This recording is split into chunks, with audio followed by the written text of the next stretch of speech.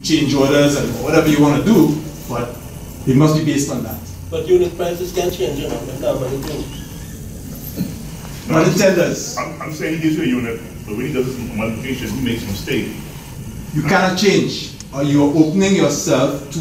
Ms. Roach has been very clear on this. This is going to be even worse when the computerized e-procurement comes into play. That process will demand that the tender not be changed because it's open. It's everybody sees. Everybody will see. The whole wide world is going to be online. Every contractor who applies will see the results of the tender. So, and when a contract comes out with something other than that number, you have a problem. You have to explain why. If it comes out, you have to explain. You may be able to explain it, but you have to explain why. And then you're opening yourself to a lawsuit. What if the error is such that the job can be completed because of that large error? What happens? Well, you can contract with the. If it's a large error, the job you cannot accept that tender. That tender is therefore, disqualified. So, but it depends on just suppose somebody decide to... It depends on what the instructions the tenders do. What I'm saying is that the instructions the tenders must say in public tendering. Even if you do a arithmetic check, change to the... So we could get into a question answering period for about 5 minutes, and then we need to wrap up because we're already at our limit. Yes. The last slide, you can see it there. It's basically what you all know about the approval process. You formulate the contract, and that's it. Yeah. Okay, let's go ahead. So I saw Mr. Lowe and then Cardinal, and I think Mr. Somerville. Yeah, I have a question. In the case of emergency, obviously the procedure can't be the same as normal. We think we should have some special procedure to deal with cases of emergency. Secondly, safety. In these times, that's a serious risk, and it affects all the criteria. It can affect time, cost, schedule, the quality and safety come together. So we need to place more emphasis on safety and ensure that we have a safe operation. Because we operate in a very unsafe environment, can be very risky and very costly.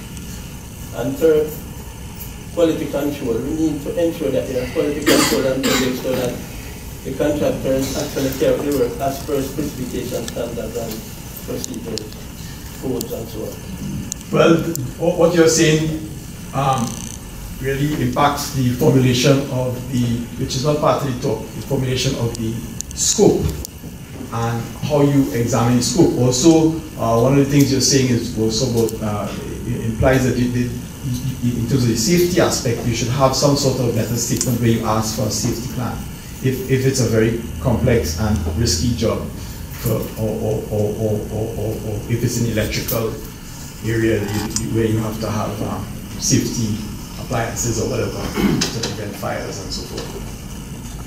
Depends on the complexity of the job and what the job is. So it's a higher job. Scott. Okay, so what is the safeguard to avoid false tendering? Sometimes what we try to do is have pre-tender meetings where we go through the contractors what they have for price. So in the pre-tender meeting, it's important to go through the contractors and make them aware of the requirements of properly filling out the forms, documentation, and how they price. Yes.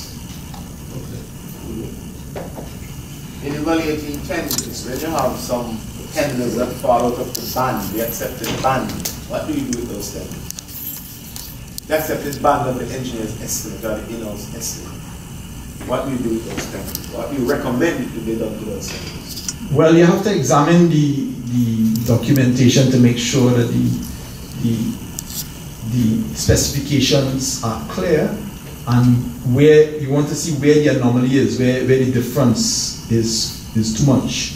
So once you have a nice price scope of bills of quantities or nicely broken down, you should be able to figure out where the problem area is. And if you can't, you have a real problem. I mean, the answer might be to go back out to tender. But if you can't figure it out, then you can negotiate with the lowest tenderer and hopefully. But would that be fair to the others who are near to your engineer's estimate? Say someone is 30% out. No, you can't. You can negotiate down. You can't negotiate up. So you have to negotiate. So you pick the lowest tenderer, and if he's still too high, you can negotiate down. Have settle your base price if you see an anomaly, a problem area. But really and truly, you must go to you must go to your lowest tenderer and your best method statement. The lowest substantially responsive. Right. The lowest tenderer, the best method statement. As long as you find what's substantially not responsive. Right. If you don't say it's within the band, then why should you do it? That's my price. That's my price. What if you know that it cannot be done for that money? The money is too low? Yes. That's what it is. Outside the band. It's too low. Well, you go back to retender, and you call all the tenderers in, and you say all of your prices were too low. No, I don't think you can do it for that. One tenderer. But I think That's a negotiated tender. Well, no, if you have one tender, you have a problem. One tenderer is out of the band. Well, exclude him. He's too low. Wow. We had to justify the answer. Yes, you can justify it. I had a It's out case. of the band. That's why it's established a band. We had a case where there was a skylight that we knew was over $50,000, and the price that came in was $13,000. I mean, we looked the tenderer straight in the eye and said, "How you could price this for $13,000 when you know he couldn't answer?" I mean, long story short, he couldn't answer. He did answer. He said, "Well, yes, I knew it was that, but I lowered it to get the job." At least he's honest. I do it all the time. At least he's honest. Yeah. He said, "Well, no, you can't get the job. You can't give me the job. Look, it's there. It's in black and white."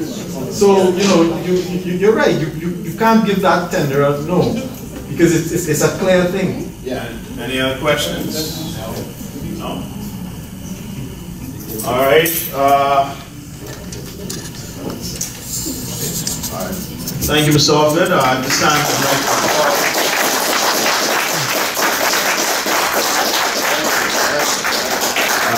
this time, I'd like to call Senior Engineer Dexter Williams to come with the vote of thanks. Yeah.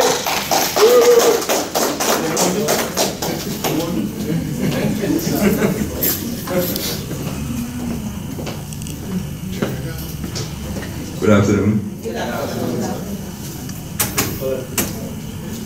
On behalf of Senior QS Luis Fernando, who today is absent, and their team, we thank you all for attending our insightful lecture series, which today was presented by our Chief QS, Mr. Hoford.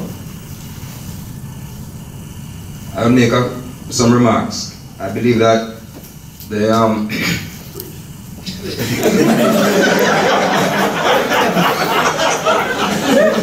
okay, I was prompt to make it brief. Well, I will make it brief. I think the lecture series is very insightful. However, I'd like to add one or two things. I think the world nowadays is going to design build. And design build is not necessarily a simple project. Design build is usually complex. Now it's going to complex projects like power stations, light railway transit systems, toll road, toll bridges, stuff that people, water systems, water treatment plants,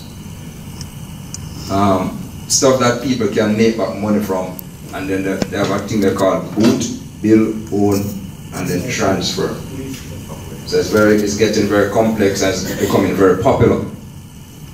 But back to my vote of thanks.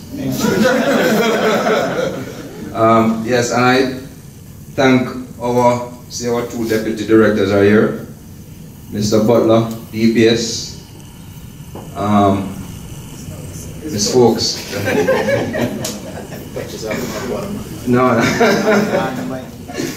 No, the last time I think she had a different hairstyle.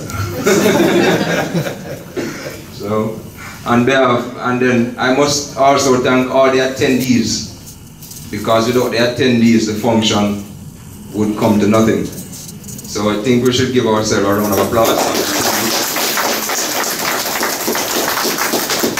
And also for the hard-working people from Miss Fernanda's team. I see Jermaine in the back there. And the people who provide the food, which we will soon be partaking. Thank you all. Thank you. Boy, I tell you, put the time on the vote of thanks now. All right, everybody was given a red ticket, right, when they came in? Yeah. All right, we're trying something new this week. I think it's something we're going to move forward with. We noticed a certain pattern with our early attendees, and so now to ensure fairness in terms of the prizes, we're going to be giving out these red tickets when you come into the door, and we're going to ask our distinguished panel that sits in the front. Mr. Butler, you're looking at me, so I ask you to come and pull this first one, please. And then Ms. Folks. Yeah.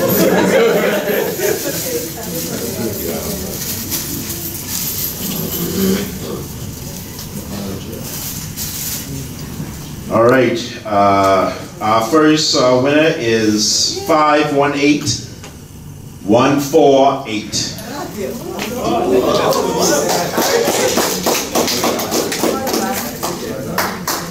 Just the last three, bro. Listen, I called the first three just to give you all, a peace of mind that we are actually calling the numbers that you are given. Okay. All right.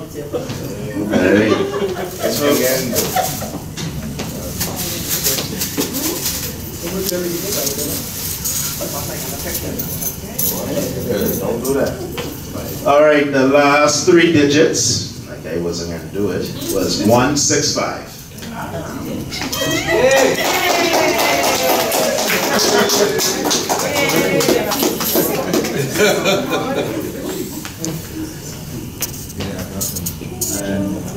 Ticket.